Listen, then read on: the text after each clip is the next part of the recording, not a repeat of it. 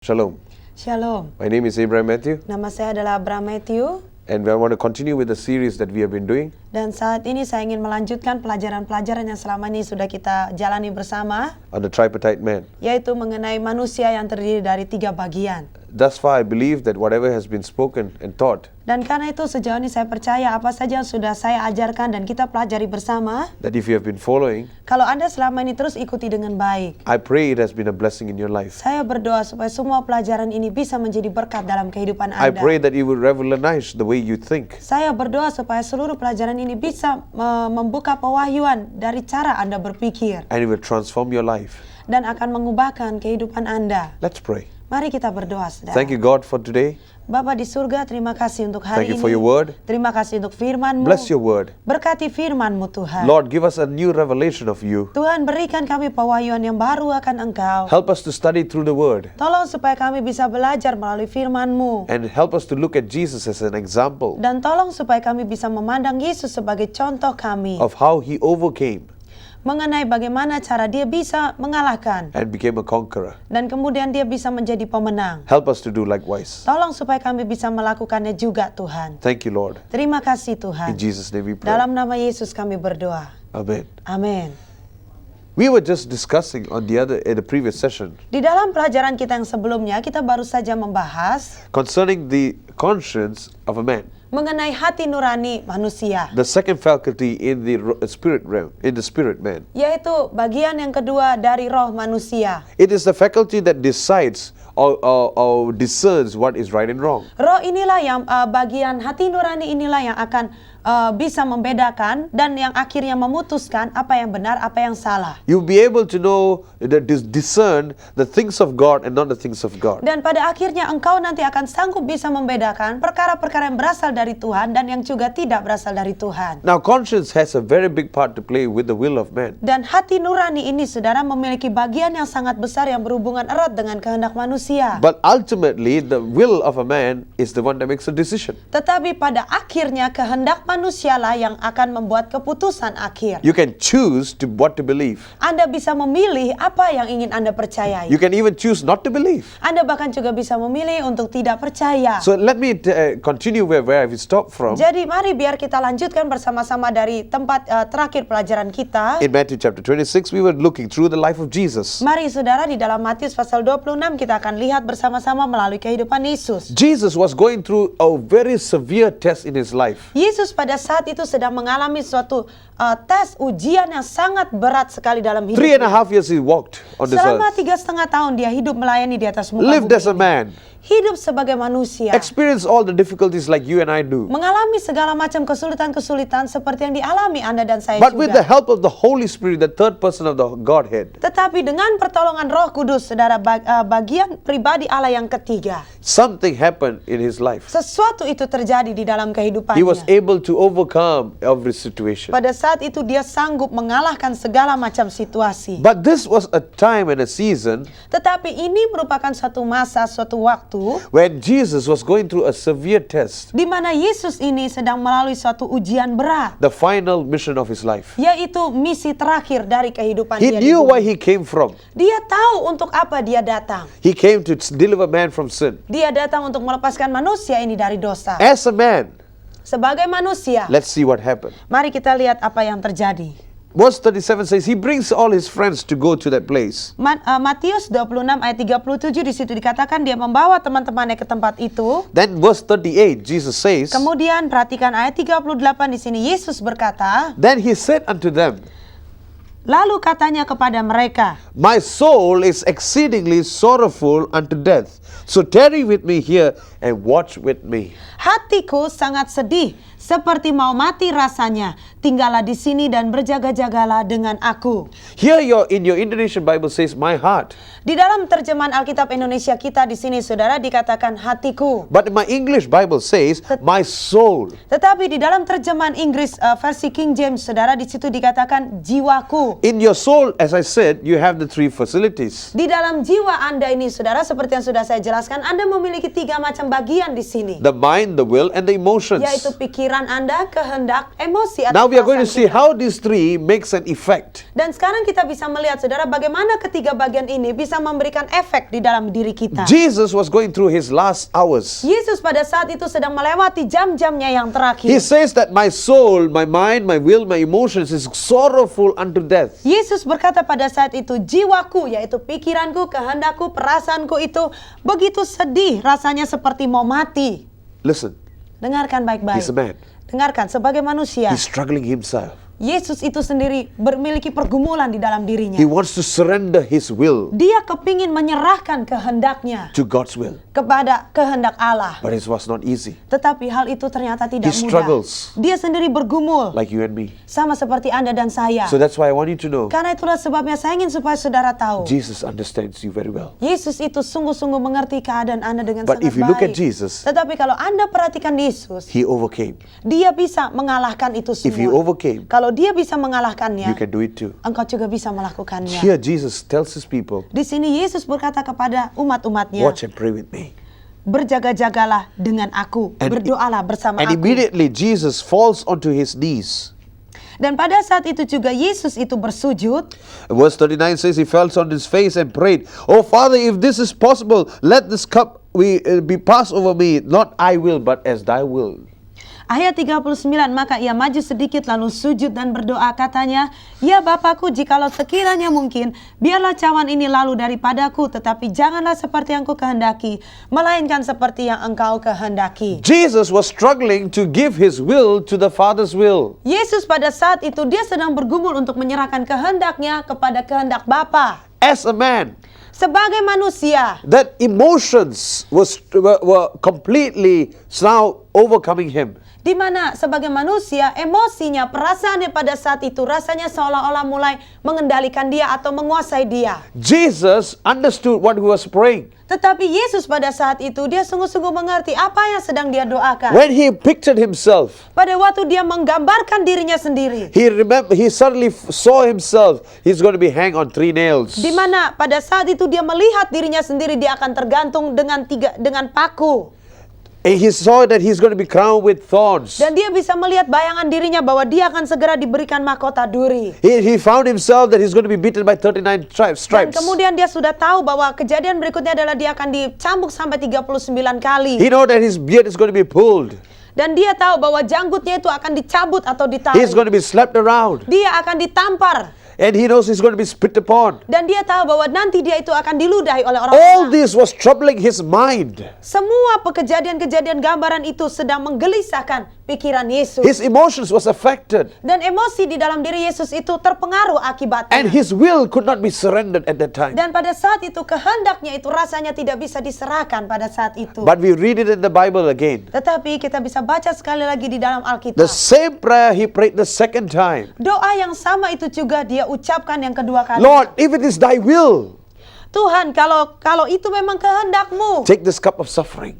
biarlah engkau lalukanlah cawan ini. And if it is possible, take this cup, but I will not surrender my will to your will. Tetapi biarlah cawan ini lalu daripadaku, tetapi jangan seperti yang kau kehendaki, biarlah aku bisa menyerahkan kehendakku kepadamu, Bapa. Jesus always wanted to surrender his will to Father's will. Yesus itu selalu kepingin menyerahkan kehendaknya itu kepada Bapa. Even the second time when he prayed, he could not have the strength to give it away. Bahkan pada kedua kalinya Yesus berdoa, dia rasanya tidak punya cukup kekuatan untuk menyerahkan pada Why? Bapa.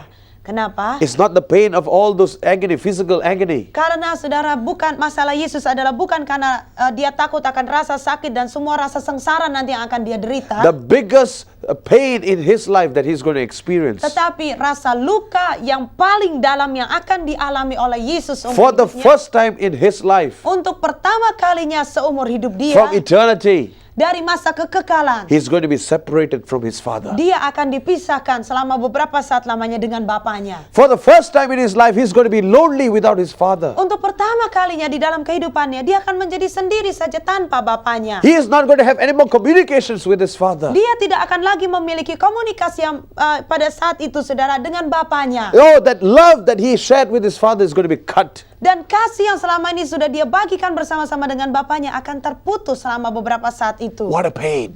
Betapa sakit yang rasanya What an luar agony. biasa. Merupakan rasa sakit atau luka yang mendalam. He could not overcome. Dia saat itu rasanya tidak bisa mengatasi hal And itu. so when the Bible says Dan kemudian di sini Alkitab katakan, that when he prayed, pada waktu dia berdoa, he began to sweat. dia mulai berkeringat. And when he began to sweat, Dan waktu dia mulai the berkeringat, sweat became like blood. keringat itu menjadi seperti darah. Friends, I want you to know, Saudaraku, saya ingin supaya Anda mengerti. the scientists tell, Ilmuwan itu, saudara, menyatakan, the doctors tell, dokter-dokter menyatakan, that worst agony that a man can go through bahwa suatu rasa kesakitan yang paling parah yang bisa diderita oleh is when manusia your heart starts to break adalah pada waktu jantungmu itu mulai pecah rasanya. and your pores of your skin starts to open. Dan kemudian semua pembuluh-pembuluh di kulit Anda itu, di bawah kulit Anda itu mulai terbuka. That sweat becomes like blood. Sehingga dengan cara demikian keringatmu itu keluar seperti darah yang menetes dari kulit. I am pretty sure Dan saya cukup yakin that in our lifetime, bahwa di dalam kehidupan no matter kita, how much of stress we go through, tidak peduli seberapa beratnya stres yang kita we alami, can never experience what Jesus kita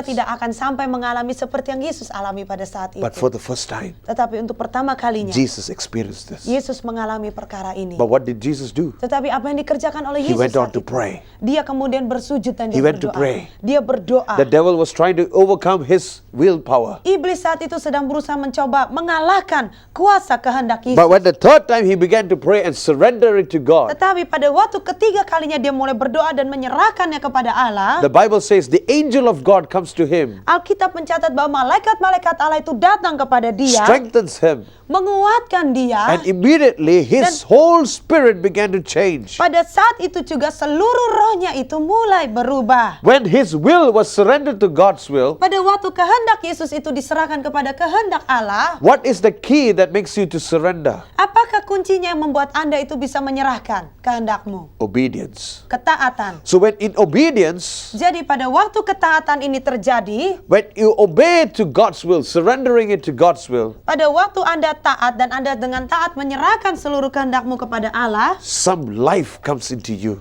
maka ada kehidupan Allah masuk di dalam diri Anda. A supernatural strength comes to Di you. mana ada kekuatan supranatural itu datang kepada You will Anda. find that the blood in what we have in our bodies Anda akan temukan bahwa darah ini yaitu sesuatu bagian yang kita miliki dalam tubuh kita. carries the life. Darah ini kan membawa nyawa. Wherever it goes, it produces life. Kemanapun darah ini pergi dalam tubuh kita menghasilkan nyawa. It brings the oxygen. Akan membawa oksigen di It brings the dalamnya. food. Dan darah itulah yang membawa makanan. It's life. Itu adalah kehidupan. So my friends, I want you to understand. Jadi saudaraku, saya ingin supaya Anda sungguh-sungguh mengerti. When you surrender your will to God's will, to do God's will, Pada waktu selalu engkau berusaha menyerahkan kehendakmu pribadi kepada kehendak Allah untuk mengerjakan kehendak Allah by obedience, dengan ketaatan, something happens here. maka ada sesuatu yang terjadi di dalam darah ini. Authority is released to you. Otoritas itu dilepaskan kepada Anda. The spiritual authority is given by God is now released in your life. Otoritas rohani yang diberikan oleh Allah sekarang ini dilepaskan ke dalam kehidupan So we Anda. have here authority. Karena itu kita memiliki di sini otoritas. Let's look into the what Jesus said Mari kita perhatikan apa yang dikatakan oleh Yesus and what happened to him when the authority was released to him. dan apa yang terjadi kepada dia waktu otoritas ini dilepaskan kepada Turn with Yesus. me to the book of St. John, the Gospel. Mari kita buka Injil Yohanes. And in St. John's Gospel, do we read Di dalam Injil Yohanes ini kita akan baca chapter 18, the same thing that took place in the Garden of Gethsemane. Yohanes 18, kejadian yang sama juga saudara yang seperti kita baca di Taman Getsemani. After he has prayed the third time, Setelah dia berdoa untuk yang ketiga kalinya and he knows what was coming ahead, dan dia tahu apa-apa saja nanti yang akan muncul di hadapannya. now Judas enters into the scene. Sekarang Yudas di sini mulai muncul ke permukaan. Let's read from verse 2 onwards. Mari kita mulai periksa dari ayat 2 sampai selanjutnya. And Judas also betrayed him, knew the place for Jesus often resorted there with his disciples. Yudas yang mengkhianati Yesus tahu juga tempat itu karena Yesus sering berkumpul di situ dengan murid-muridnya. Verse 3 says, Judas then, having received a band of men and officers from the chief priests and Pharisees, came hither with tongs and torches and weapons. Ayat 3, maka datanglah Yudas juga ke dengan sepasukan prajurit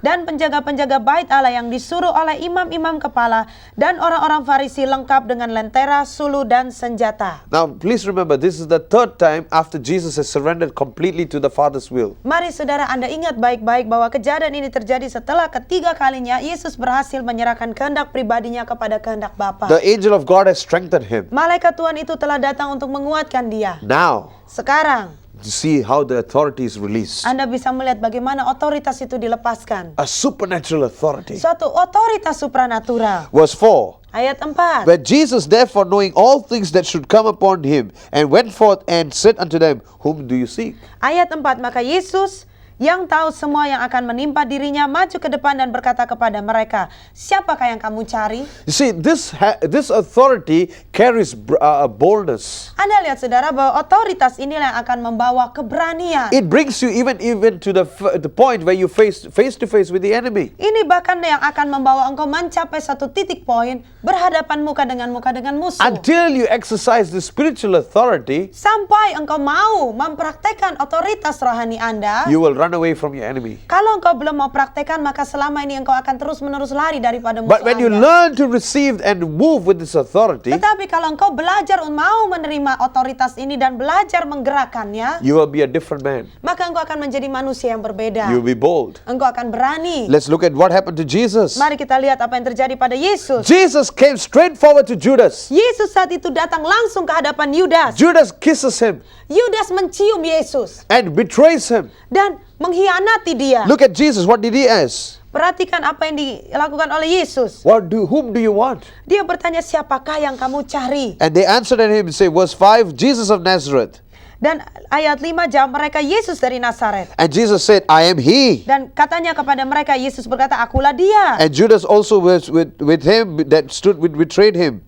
Yudas yang mengkhianati dia berdiri juga di situ bersama-sama mereka. Let's look at verse 6. Mari perhatikan ayat 6. As soon then as he said unto them, Ketika ia berkata kepada mereka, I am he, akulah dia, they went backward and fell to the ground. mundurlah mereka dan jatuh ke tanah. That means to say the words that Jesus spoke with such authority and power that they began to be slain in the spirit. Ini artinya saudara, perkataan yang diucapkan oleh Yesus memiliki kuasa dan otoritas yang begitu luar biasa sehingga orang-orang pada saat itu mereka mundur dan rebah di dalam kuasa Tuhan. That's what happens, that life is brought forth. Itulah yang terjadi saudara, di mana ini kehidupan itu dihasilkan. Do you want that to happen into your life? Apakah Anda kepingin hal itu terjadi di dalam hidup Anda? The only way is Satu-satunya cara adalah surrender your will to God's will. serahkanlah kehendakmu kepada kehendak And when the Allah. light of God comes into you, Dan pada waktu terang Allah itu masuk ke dalam your dirimu, conscience will be able to decide what is right and wrong maka hati nuranimu itu akan sanggup membedakan apa yang salah, apa yang benar, in obedience to God's will. yaitu waktu di dalam ketaatanmu terhadap kehendak Allah. Something happens, the spiritual authority is being able to be exercised. Maka barulah setelah itu ada sesuatu yang baru, otoritas rohani Anda itu bisa dikerjakan. And I'm guaranteeing you today, Dan saya mau menjamin Anda pada hari ini, when you exercise that authority, pada waktu Anda mulai praktekkan otoritas itu, every demons have to flee. maka setiap roh jahat itu harus lari. You can even raise the dead, Engkau bahkan bisa membangkitkan orang mati. and you don't have to fear. Dan engkau tidak perlu rasa takut lagi. This supernatural joy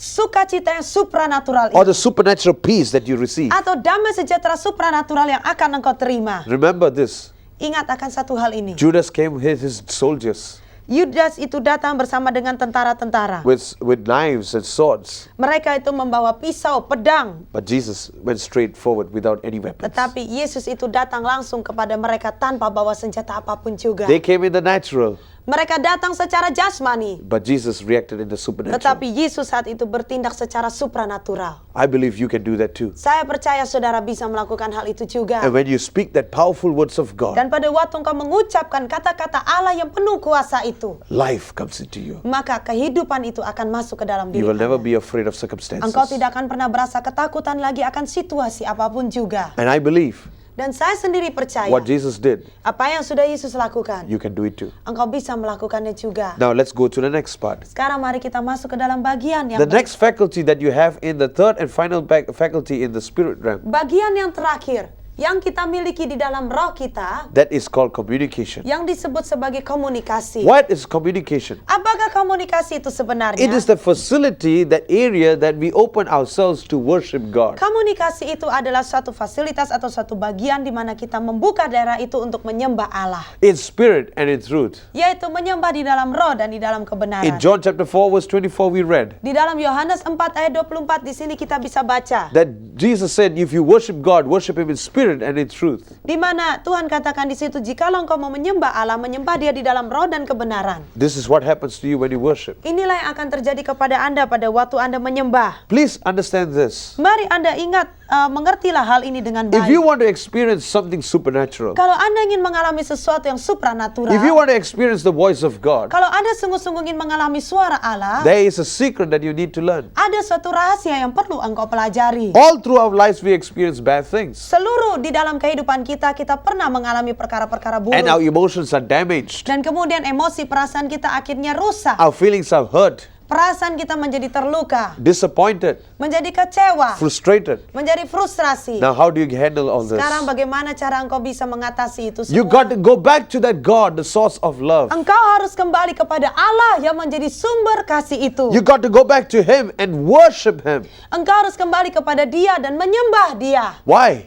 Kenapa? When there is problems, Pada waktu ada masalah, there is no hope. tidak akan ada pengharapan. But when you start to worship Him, Tetapi waktu engkau mulai menyembah Dia, think about the goodness of the Lord. hanya memikirkan tentang kebaikan Tuhan Think saja, about the greatness of God. memikirkan tentang kebesaran Allah kita, Something happens in your spirit. maka ada sesuatu yang akan terjadi di dalam roh It Anda. begins to renew your mind. Ini semua akan mulai memperbaharui pikiran Anda. When you see the bigness of your God, Pada waktu Anda bisa melihat kebesaran dari Allahmu, you'll see that your problems become small. maka engkau akan bisa melihat masalahmu itu akan menjadi semakin And when it kecil. becomes small, Dan waktu masalahmu menjadi kecil, hope arises. pengharapan itu akan bangkit. And this is where the area that we need most today in our lives. Dan inilah bagian yang kita perlukan, sangat kita perlukan di dalam hari-hari kehidupan kita pada saat ini. Many Christians always move by feelings. Banyak orang Kristen, mereka hanya bergerak dengan perasaan-perasaan saja. And I'm telling you today, Dan saya katakan kepada saudara pada hari ini, unless you clear your emotions, kecuali engkau mau menjernihkan perasaan Anda, you can never hear the voice of God. engkau tidak akan pernah bisa mendengarkan suara Allah. If you want to hear the voice of Kalau God, engkau sungguh-sungguh ingin dengar suara Allah, you have to worship Him. engkau harus bisa menyembah Dia. The Samaritan woman came to Jesus,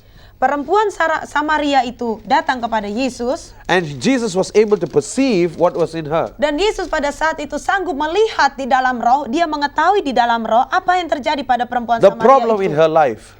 yaitu masalah-masalah di dalam hidup perempuan Samaria ini. Jesus said to her very plainly, Yesus berkata kepada perempuan itu dengan secara langsung, you have married 5 times, but yet you are not satisfied. engkau sudah menikah 5 kali, tetapi engkau belum puas juga. And you are now living with a 6th man who is not even your husband. Dan sekarang engkau malah hidup dengan laki-laki yang keenam yang bahkan bukan suamimu juga. What did Jesus see in her? Apa yang Yesus sedang lihat di dalam diri perempuan Why itu? did a woman marry 5-6 times? Kenapa kok perempuan itu bisa sampai menikah 5-6 kali? She was looking for love. Dia sebenarnya sedang mencari kasih. And I'm telling you, Dan saya katakan pada Anda, Jesus was pointing to the place or the source where you can get love. Yesus pada saat ini sebenarnya sedang menunjukkan jarinya kepada tempat di mana engkau bisa mendapat kasih di tempat Jesus itu. told her, Yesus berkata pada perempuan itu, man's love is limited.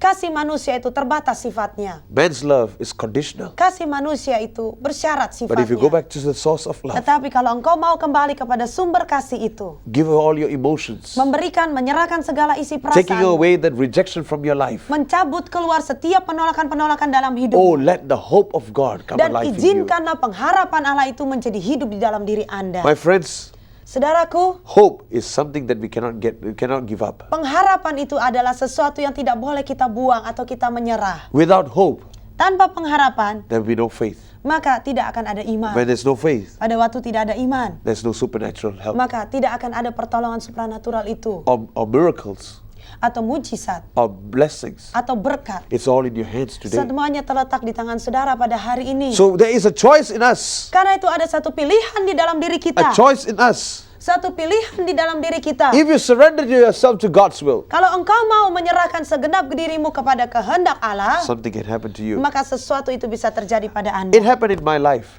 Hal ini juga terjadi di dalam kehidupan saya. My best friend whom I grew up from child, Sahabat saya yang dimana saya bertumbuh bersama dengan dia sejak dari kecil. one day I shared a secret with him, Suatu hari saya cerita rahasia saya pada dia, which even my parents did not know. di mana orang tua saya sendiri tidak mengetahui akan rahasia itu. But one night he revealed the secret to my parents. Tetapi suatu malam dia menyingkapkan semua rahasia yang saya ceritakan itu kepada orang tua saya. Dia ceritakan I was disappointed, dan saya merasa sangat kecewa, hurt.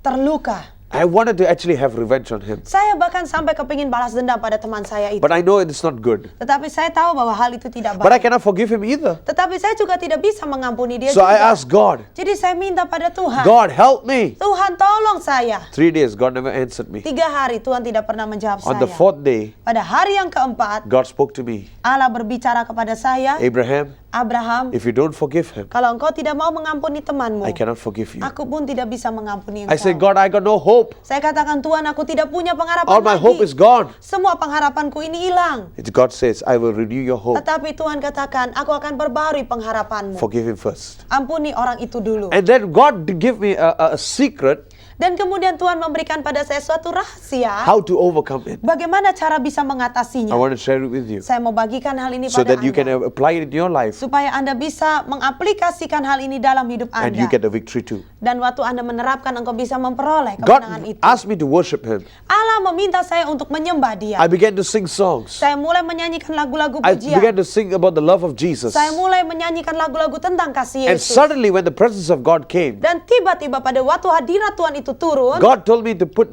my friend's face in the middle of my mind, Allah mulai menyuruh saya untuk menaruhkan wajah teman saya itu di bayangan pikiran saya. and then asked me to pray for him. Dan Tuhan menyuruh saya untuk mendoakan teman saya It itu. was difficult, Hal ini sangat sukar, but when the presence of God came, tetapi waktu hadirat Allah itu I began to datang, say, Lord, saya mulai katakan, Tuhan, with all my heart I choose to forgive him. dengan segenap hatiku aku pilih untuk mengampuni With all my dia. heart I choose to bless him. Dengan segenap hatiku aku pilih untuk memberkati dia. And when I said that, Dan waktu saya berkata demikian, immediately pada saat itu juga, hands of God came and took off my bitterness. tangan Tuhan Allah itu masuk dan mencabut setiap kepahitan saya. And immediately I filled with the peace of Dan God. pada saat itu juga saya mulai rasa dipenuhi oleh damai I sejahtera filled with the Tuhan. joy of God. Saya berasa dipenuhi oleh sukacitanya For Tuhan. the first time after 4 days, Untuk pertama kalinya setelah 4 hari I lewat, began to be full of smiles. saya mulai penuh dengan senyuman di wajah Immediately I saya. called up my friend. Dan pada saat itu juga saya telepon teman He was saya. afraid to talk to me, Dia saat itu ketakutan mau ngomong dengan saya. but immediately Tetapi saat after itu hearing juga, my voice, setelah dia dengar suara began to saya, cry. dan dia mulai menangis. I told him, Dan saya katakan pada dia, Friend, saudaraku, temanku, I have forgiven what you have done to me. aku sudah mengampuni semua yang kau With all lakukan my heart, padaku. Dengan segenap hatiku, I choose to forgive you. aku pilih untuk mengampuni I engkau. want to bless you. Aku ingin memberkati And I'm engkau. saying to you today, Dan saya katakan kepada saudara pada hari please know ini, this. tolong ketahui You hal are ini still my best baik-baik. friend. Engkau masih sahabatku. And I said to him, Dan saya katakan pada teman saya, you will always be my best friend. engkau akan senantiasa menjadi sahabatku. 17 years ago it happened. Hal ini terjadi 17 tahun yang lalu. Because of that act, Karena tindakan itu, I'm telling you my friends, saya sampaikan pada Anda saudara, till today, sampai hari ini, we are able to sit down and eye to eye to talk to him. kami sanggup berbicara dan saling mengobrol, bisa memandang dari mata dengan mata. We are still the best friends. Kami masih jadi sahabat baik. Our hope began to arise. Pengharapan kami mulai bangkit. When our emotions get healed, Pada waktu emosi kita ini disembuhkan, my friends, I want you to know this. saudaraku, saya ingin supaya Anda mengetahui hal ini. The joy of the Lord will become strength to your bones. Sukacita Tuhan itulah yang akan menjadi kekuatan bagi tulang-tulang Anda. In Nehemiah chapter 8 verse 10 says, Di dalam Nehemia 10, Nehemia 8 ayat 10, the joy of the Lord is my strength. sukacita Allah itu adalah kekuatan. The joy of the Lord is my strength. Sukacita Allah itu adalah kekuatan. Supernatural joy takes over Sukacita yang supranatural itu yang akan mengambil and alih strengthens your bones. dan menguatkan tulang-tulang That you will Anda, be able to go forth to do the will of God. sehingga Anda sanggup maju untuk bisa melakukan pekerjaan-pekerjaan It Tuhan. happened in my life. Hal ini terjadi dalam hidup I saya. was just about to start my ministry Waktu itu baru saja saya mau memulai pelayanan when this saya. situation took place with my friend. Pada waktu situasi ini terjadi dengan I was sahabat depressed, saya merasa depresi. but God helped me to overcome it. Tetapi Allah menolong bisa mengalahkan semuanya From itu. that day onwards, Sejak pada hari itu dan today, seterusnya, sampai saat ini, I'm still serving God saya masih tetap melayani with a Tuhan supernatural joy. dengan sukacita yang supranatural. My friends, Saudaraku, you too can have it. engkau juga bisa memilikinya. That's why I'm sharing with you this day. Itulah sebabnya saya bagikan kepada Anda pada hari ini. These are the keys Ini adalah kunci-kuncinya of how to become a supernatural Christian. mengenai bagaimana cara kita bisa menjadi orang Kristen I supranatural. want you to also understand this. Saya juga ingin supaya engkau mengerti akan satu hal This ini. is the same principle Ini adalah prinsip yang sama that the deacons also use yang juga dipakai oleh dukun for them to move in the supernatural. supaya mereka bisa bergerak di dalam perkara But supranatural. I say to you this day, Tetapi saya sampaikan kepada saudara hari ini, these are the principles of God. ini adalah prinsip-prinsipnya Allah. Together with Jesus, Bersama dengan Yesus, you're more than a conqueror. engkau itu lebih daripada Together pemenang. with Jesus, Bersama dengan Yesus, you can do all things in engkau Christ. sanggup mengerjakan segala perkara dalam The Kristus. victory is in your hands. Kemenangan itu ada di tangan Anda. Let me pray for you today, Dan my izinkan friends, saya berdoa bagi Anda hari that ini, you will have the saudaraku, supernatural joy. supaya engkau memiliki sukacita yang supranatural I itu. remember when one time I'm in Indonesia, Saya mengingat suatu kali waktu saya ada di Indonesia. I remember a song that you all sang. Saya mengingat ada satu lagu yang kau nyanyikan. A merry heart is like a medicine. Hati yang gembira itu adalah obat. A heart that is full of joy Hati yang penuh dengan sukacita is like a medicine. adalah seperti obat. But a disappointed heart, a hurt heart, Tetapi hati yang sedih, hati yang terluka drieth the bones. akan mengeringkan tulang-tulang kita. It's in your hands. Semuanya terletak di tangan Anda. Let me pray for you today. Izinkan saya berdoa bagi Anda pada hari ini. Father, we thank you Bapa, kami berterima kasih for the healing that's going to take untuk place. kesembuhan, pemulihan yang sedang terjadi. Right now, my friends, Saat ini saudaraku, Lord, I pray that they will begin to worship you. Tuhan, biarlah aku berdoa mereka mulai menyembah Engkau. They receive the supernatural joy. Mereka akan menerima sukacita yang supranatural When they itu. begin to sing praises to you, Pada saat mereka mulai menaikkan puji-pujian when the presence of kepadamu, God comes, pada waktu hadirat Tuhan itu hope turun, will arise, pengharapan itu akan bangkit, deliverance will come, kelepasan itu akan terjadi, healings will take place. kesembuhan itu akan They will terjadi. hear the voice of God Mereka akan bisa mendengarkan suara and they will Tuhan go forth dan mereka akan berhasil maju to do the will of God. untuk melakukan kehendak Allah. Empower them this day, Lord. Perlengkapi mereka dengan kuasa hari In ini. the name of Tuhan. Jesus, Di dalam nama Yesus, I release your power. aku lepaskan I release kuasamu. your strength, O Aku God. lepaskan kekuatanmu Tuhan. Thank you, Father, for hearing Terima our prayers. kasih Bapa, Engkau sudah mendengarkan doa In kami. Jesus' name, Di dalam nama Yesus. amen. Amin.